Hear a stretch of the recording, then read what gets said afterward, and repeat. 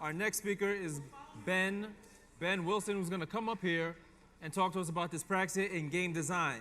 He's going to talk about how the emotional experience impacts how he designs games. So, rules of the house. Can I have a huge round of applause for Ben Wilson?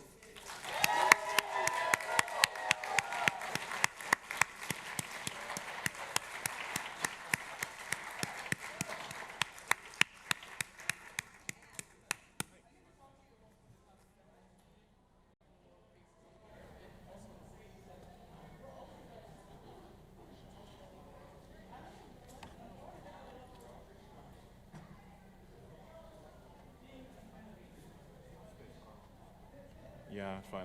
I'm blind, so I'm just making the nice bigger. Okay. All right, we're good. Hi. Hey, everyone. Hi. It's really good to be here. I'm Ben. I'm a game designer working at Sumo Digital in the UK. I've been part of the industry for about 2.5 years, but prior to that, I've been making tiny personal games for 3 or so years prior to that. I'm here to talk about my approach to making games, specifically personal games. The idea for this talk has been bouncing around in my head for a little while, so writing it down has been a fun exercise in just getting all these ideas out of my head. I hope you guys find it worthwhile in some way. Let's get into it. Before we start, I want to talk about what this talk is and, more importantly, what it isn't. It's a personal account of how I look at developing game ideas. It's also an encouragement to explore a wider spectrum of emotions in games. This talk isn't going to be comprehensive or authoritative. I don't claim to pretend to have anything figured out outside of what's worked well in my own experience. This talk is also not an argument for empathy games or a guide to exploit and commodify trauma. So with that out of the way, let's get into it. So I grew up with a condition called Developmental Coordination Disorder, also known as Dyspraxia. It's in the same family of neurological conditions as dyslexia. Broadly speaking, it's a chronic condition that affects your hand-eye coordination and motor function, movement, and to varying degrees also your sense of direction and ability to just organize thoughts. It's a weird disorder. It can manifest in a bunch of day-to-day symptoms, which I'm not going to go into, but there's some over the top here, which I experience. Like a lot of conditions like this, it operates on a wide spectrum in terms of severity. In my case, it's totally manageable and only affects my everyday life in pretty small ways. But when I was growing up, doing regular domestic things like using a knife and fork at a table, or tying my shoelaces, or playing video games, was often mentally exhausting in a way that none of my friends or family seemed to be able to relate to. Certain tasks would just leave me feeling drained after doing them. I couldn't articulate what I was experiencing at the time, and I wasn't struggling with life in an outwardly visible way, and so over time I just kind of assumed it was one of those things that everybody experiences. Typing is a really good example of something I've always had trouble with. I've always hated typing, and to this day I try and avoid it as much as possible. I'm kind of okay-ish at it now, but that feeling of, that draining feeling I talked about has never really gone away. The best way I can describe it is this. I get this kind of weird, uncomfortable feeling whenever I'm typing or playing a video game or doing anything where the pace of it is moving too fast for me to process. And I get this sluggish sensation that feels like my brain is working at a speed that my body can't catch up to. It's frustrating and distracting. It's not exactly painful, but it is uncomfortable. That's basically what I look like when I'm at my desk. When I got diagnosed for this condition in my 20s, I finally had that realization that oh, this isn't just a normal thing that everybody experiences. So fast forward a few years and I started making games. Game design has become a thing that is just routinely on my mind. I'm making tiny, strange arcade games and figuring out my creative style figuring out things over time. Fast forward a few more years, and I'm thinking more and more about making games as an outlet for self-expression. And this was a difficult step for me because as a creator, I'm not especially good at creating stories or characters or anything more than the loosest of implied narratives in my games. None of my games even have people in them, really. They're mostly abstract arcade-style games. So I'm thinking about self-expression, and it's around this time where I make a discovery. I was replaying Super Hexagon, and it occurred to me that I could make a game that was super focused around eliciting a single feeling, like Hexagon does. For those of you who haven't played it, Hexagon is a game that creates a sense of flow by being so singular in its purpose that there's no diversion or distraction of the player's attention. There are two buttons, left and right.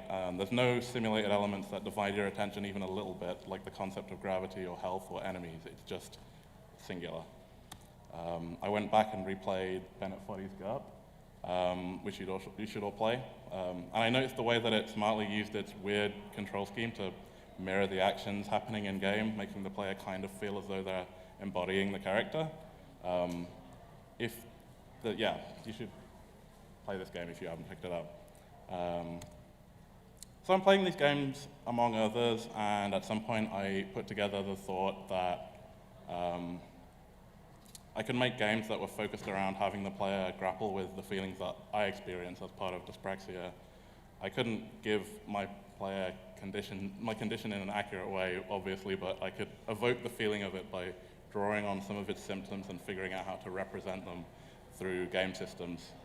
And I like that idea. There's a kind of sense of playfulness in that idea. I think it's kind of the same sense of fun people get from breathing in helium so that they can talk with a high voice. It's that sense of stepping outside of your usual norms and feeling something new. So this is my process in a kind of summarized form.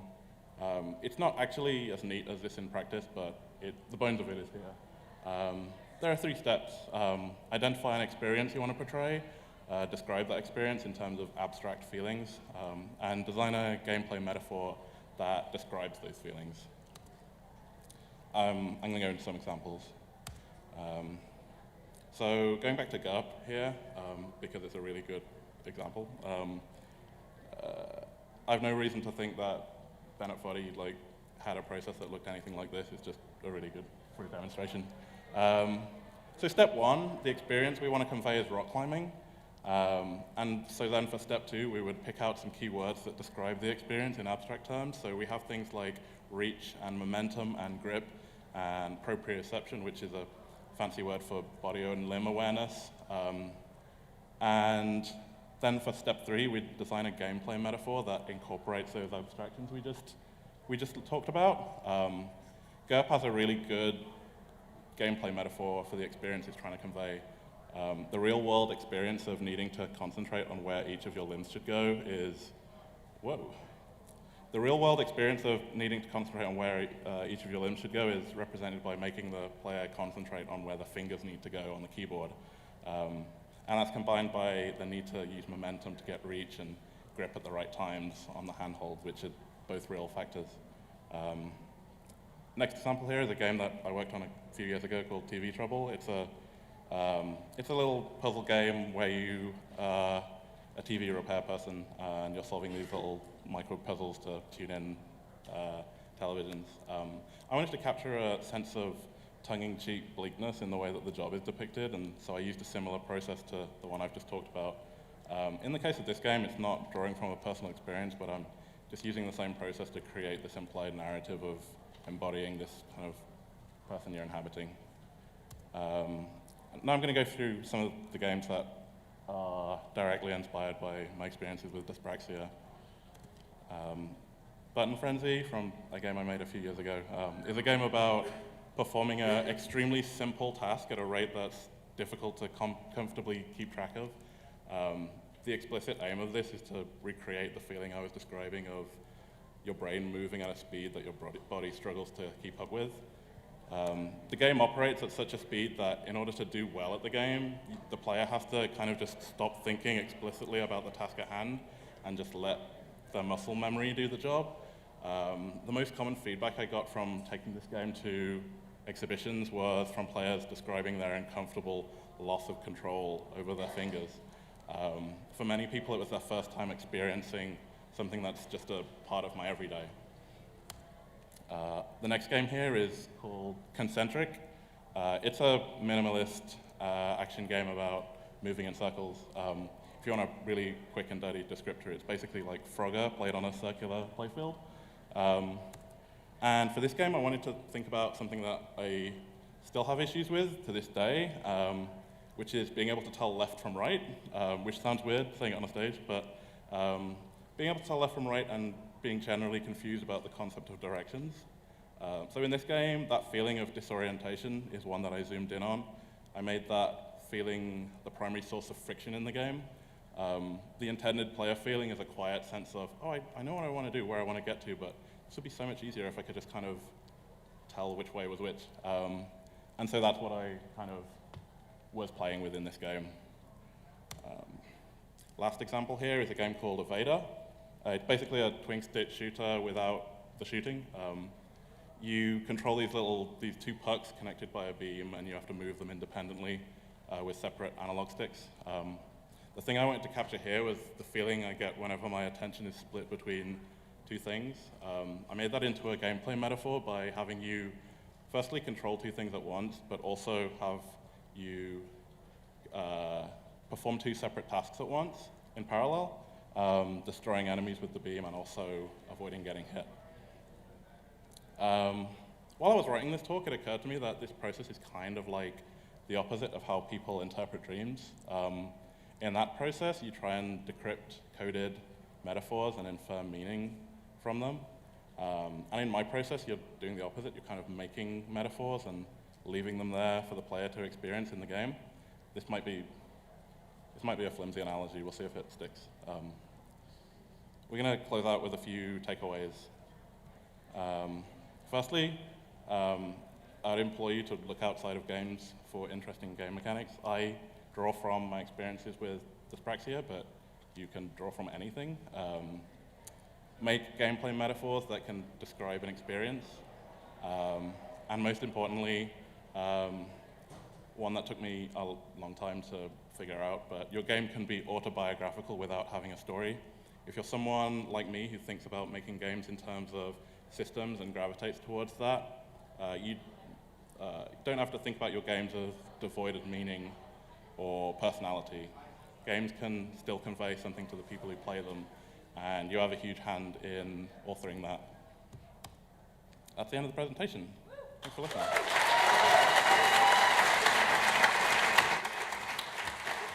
Thank you, my man. Ben Wilson, everybody. Thank you, Ben.